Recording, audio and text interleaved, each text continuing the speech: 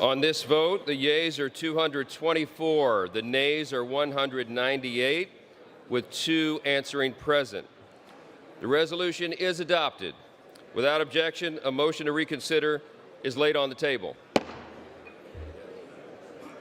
The House. Thank you, Mr. Speaker. Mr. Speaker, and still I rise.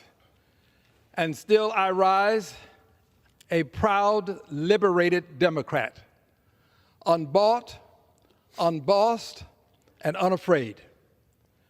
And I rise today, Mr. Speaker, to call to the attention of the House this place that I revere, and notwithstanding recent events that I have great respect for. Mr. Speaker, I rise today in response to a censure that took place as it relates to my behavior. I have been told by some that they did not have an opportunity to hear the actual resolution as it was read. I have here H-Res 189, the censure resolution as it relates to my behavior. I believe this resolution should be read.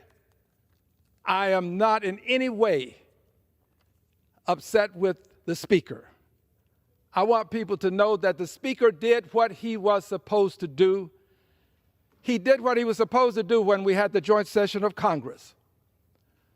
When I interrupted, the Speaker called it to my attention. He did it on multiple occasions. I have no reason in my heart to be upset with the Speaker. Later, persons came over and escorted me out.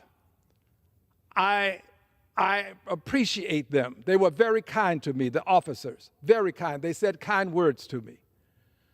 And as a result of my behavior, I have been censured. But regardless as to how it arrived, it did. And I'm not contesting the procedure because I did disrupt. And I did so because the president indicated that he had a mandate. And I wanted him to know that he didn't have a mandate to cut Medicaid. I did this because Medicaid is the only insurance many people have in this country. I am blessed. As I stand here now, there's a physician waiting. If something should happen, I will be taken to that physician. I have the best health care in the world. There are other people who have less than I. I would have them have what I have. But I surely will not stand by and see them lose what little they do have. Medicaid is for people who don't have the kind of health care that 435 members of Congress and 100 members of the Senate have.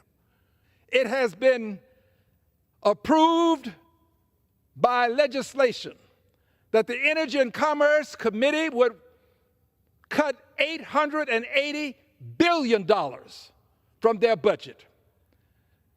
The overwhelming majority of that budget has to do with health care.